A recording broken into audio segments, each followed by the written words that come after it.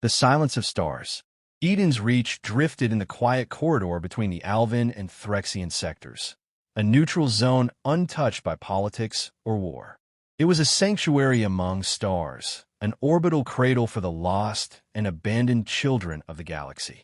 Inside its gleaming hull, the cries of toddlers, the laughter of teenagers, and the soft murmur of lullabies filled the air. Human caretakers and volunteers from allied races moved between modular classrooms and hydroponic gardens. Earth had built Eden's Reach not as a strategic outpost, but as a promise, a place where war could not follow. Director Helena Voss stood before a panoramic viewport in the central atrium, her silver-streaked hair tucked into a neat bun, a datapad cradled in her hands. She watched two children play a game of magnetic ball, their mismatched limbs, one human, the other a Martian-adapted hybrid, proof of peace's messy, beautiful legacy. "Dr. Patel," she said without turning. The Threxian twins responded well to the antiviral sequence. "They'll be up and about tomorrow," replied Dr. Leor Patel, approaching from the infirmary corridor. His voice was soft but tired. "It's remarkable what they've survived." Helena nodded, her gaze distant. All of them. Survivors of destroyed colonies, burned ships, forgotten planets. But here, they get to just be children. Patel hesitated, then said, "Do you ever worry peace makes us complacent?" "Every day," Helena whispered. "But I'd rather die building something good than live fearing what might break it." The alarm interrupted them with a tone Eden's Reach was never meant to hear. High, urgent, unrelenting. "Incoming vessels. No identification. 37 seconds to contact. Probably smugglers off course," Patel muttered, already jogging toward the command module. But Helena knew better. The system was remote, hidden in a diplomatic corridor. No one stumbled here by mistake. She tapped the emergency comms. "This is Director Helena Voss of Eden's Reach. You are entering a neutral humanitarian zone protected by Treaty 7-29. Cease approach immediately." There was no reply. In the command module, screens bloomed to life with red-coded contacts. 8 vessels. Military configuration. No transponder beacons. No flags. No hesitation. The children in the atrium looked up as the lights dimmed. In the silence, someone asked, "Are we playing a game?" Then the first beam struck. It lanced through the station's medical bay, igniting oxygen tanks and vaporizing the east wing. Glass shattered. Pressure alarms screamed. The second beam followed, then the third. The children didn't have time to scream. Most never saw what hit them. Helena dragged one girl behind a console, shielding her with her body, even as the structure groaned under catastrophic failure. "Why?" the girl whimpered. "Why are they hurting us?" "I don't know," Helena said, as smoke filled her lungs. "But someone will." In her final moments, she activated a backup relay satellite hidden deep in the asteroid belt, a contingency she had sworn never to use. It carried one message, encoded and directed only to Earth. "They slaughtered us. No warning. No demands. They knew we were children. We were unarmed. Tell Earth, this is not war. This is murder." The orphanage imploded 10 seconds later, reduced to atoms in a starless dark. 2 days later, in a war room buried beneath Earth's oceans, Admiral Riker Vale watched the transmission in silence. The light stayed dim even after it ended. No one moved. No one spoke. He leaned forward slowly, speaking with the calm of a predator awakened. "Who did this?" "The markings match Zarkan Alliance warbands." "Rogue elements," an aide replied, trembling. "They broadcasted a message afterward. Said humans breed weakness, and mercy is a defect." Riker's jaw tightened. Eden's Reach was marked as neutral. That signal wasn't an accident. "No, sir." He stood.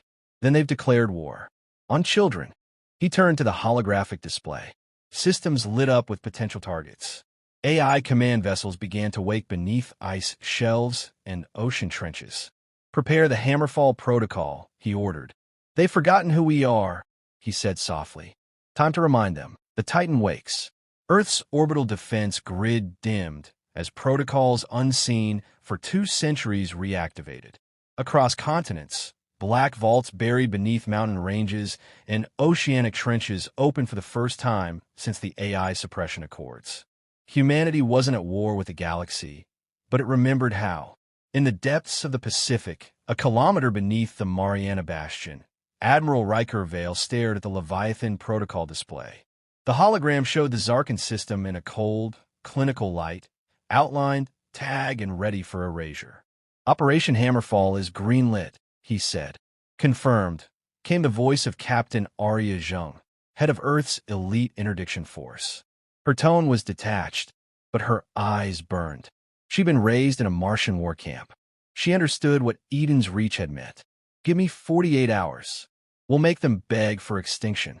Vale's gaze didn't flinch. No begging. No mercy. No messages. This isn't diplomacy. This is memory. He turned to Dr. Siram Becky, the AI ethics officer, standing silently nearby. You gave us strict limitations after the AI wars. I'm asking you to break them. Dr. Becky's face was unreadable. What they did?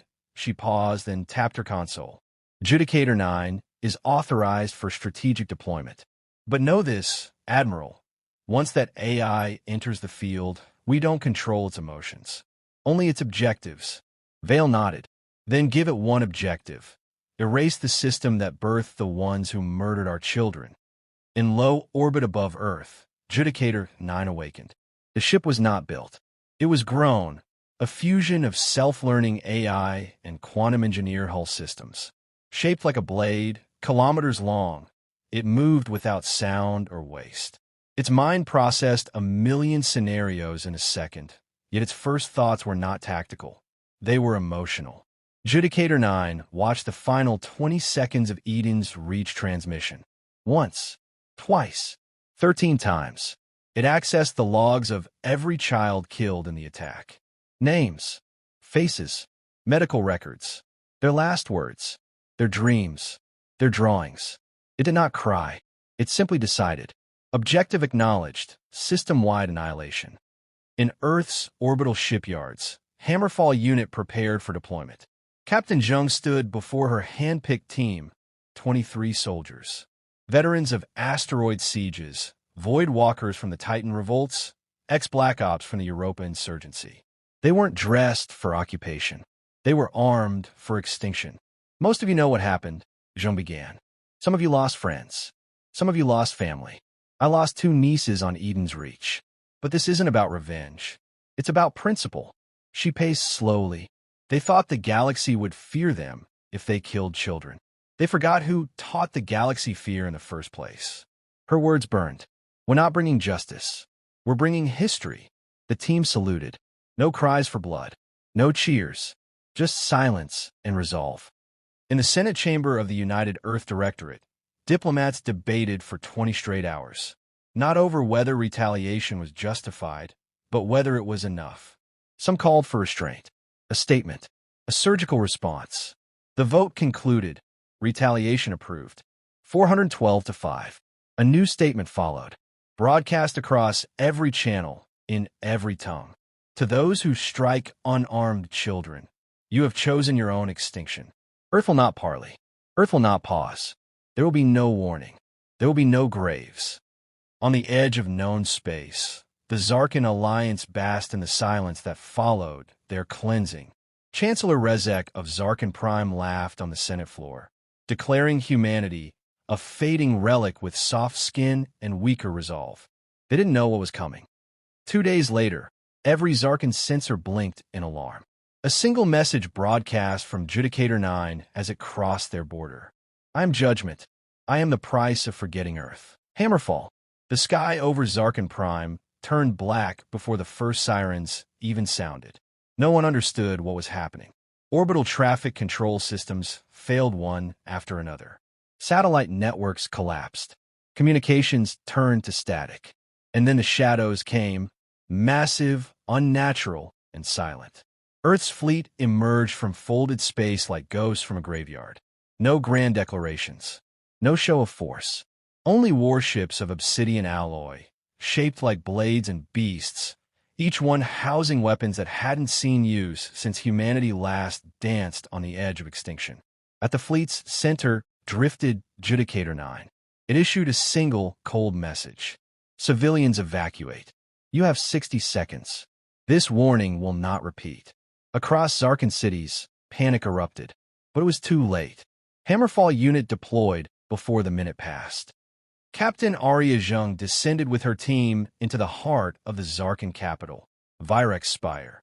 The city was a monument to Zarkan supremacy. Towers of obsidian stone, lined with banners declaring dominion, decorated in the bones of defeated enemies. Zheng's boots hit the stone plaza just as the first shockwave from Earth's kinetic bombardment rolled through the atmosphere. She raised her rifle and motioned forward. Strike points only. No hesitation. Hammerfall moved like a machine, efficient, emotionless. They had their objectives: eliminate command infrastructure, destroy weapon stockpiles, secure hard drives containing warband orders that tied Zarkan leadership to the Eden's Reach massacre. In under 20 minutes, Hammerfall seized the capital's defense ministry. They executed no one. They simply copied the data, transmitted it to Earth, and marked the building for orbital annihilation. Zheng looked up as Judicator 9 fired. A surgical orbital lance incinerated the entire spire.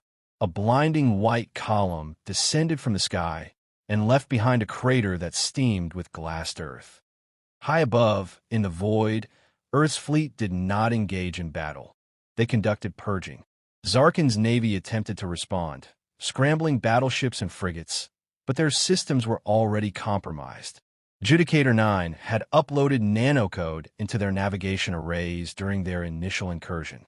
One by one, Zarkan ships lost control, vented atmosphere, or turned on each other.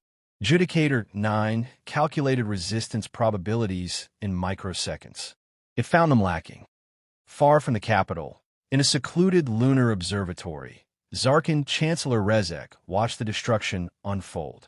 He screamed at his aides, "Give me Earth's ambassador. Offer a ceasefire. Offer reparations. We'll blame it on a rogue faction." But the ambassador had already left the sector. Earth wasn't negotiating. Rezek collapsed into his chair as another data feed cut out. The system's primary star, Zarkan's soul, flickered unnaturally. What is that?" he whispered. No one answered. In orbit, a single vessel, classified S4 Voidbreaker, deployed Earth's final message, the stellar implosion core. A weapon theorized during the darkest years of Earth's last civil war, banned even by Earth's own AI. Until now, Judicator 9 spoke into every Zarkan channel. "This is not vengeance. This is instruction.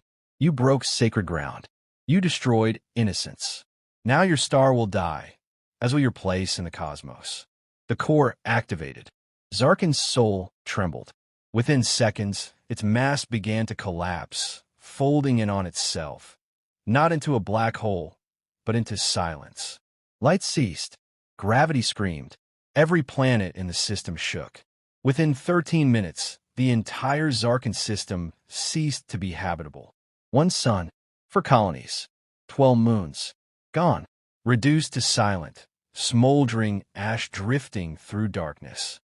Captain Zheng stood on the deck of her cruiser, eyes locked on the expanding void where Zarkan had once been. She said nothing. She simply turned and walked away.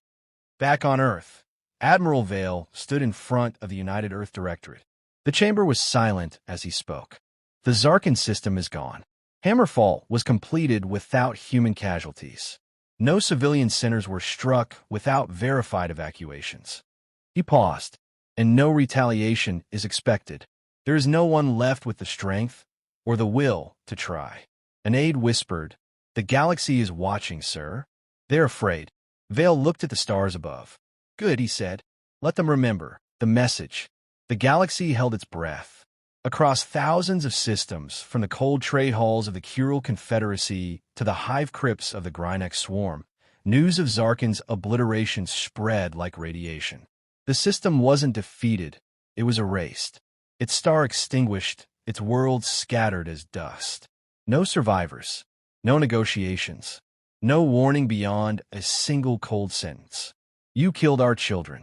You ended your future." In the ashes of the Zarkan system, nothing moved.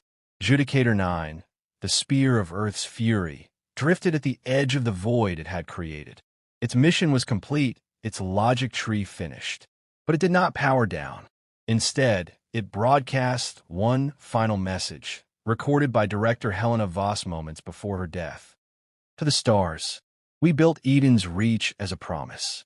Not to show power, not to stake a claim, but to give children a place without war. You shattered that place. You slaughtered innocence. Not by accident, not in confusion, but as a choice.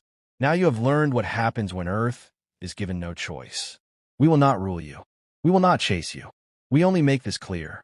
If you ever raise a weapon against our young again, you will not hear our reply. You will only witness your end. The transmission played once, across every major relay. Then nothing more. Humanity went silent. The message was received by every major power block, every neutral state, and even systems that had long distanced themselves from galactic affairs. No one questioned its authenticity. They saw the footage, the before, the after, the emptiness. The Zarkan alliance fractured overnight. The warbands blamed the Central Command. The governors turned on their admirals. The Zarkan Senate was dissolved in panic. Civil war bloomed in the ruins of what once had been the most aggressive force in the galaxy. But no other system joined them. No faction offered shelter. No alliance rose in protest. Because everyone remembered the scream of a dying star and the whisper that followed it. On Earth, things were quiet. There was no celebration, no parades, no chest-beating speeches. The people didn't cheer what had been done. They mourned what had made it necessary. Vigils were held for the children of Eden's Reach. Across cities, their names were read aloud, projected into the night sky. Millions stood in silence as holograms shimmered above. Photos, drawings, final messages.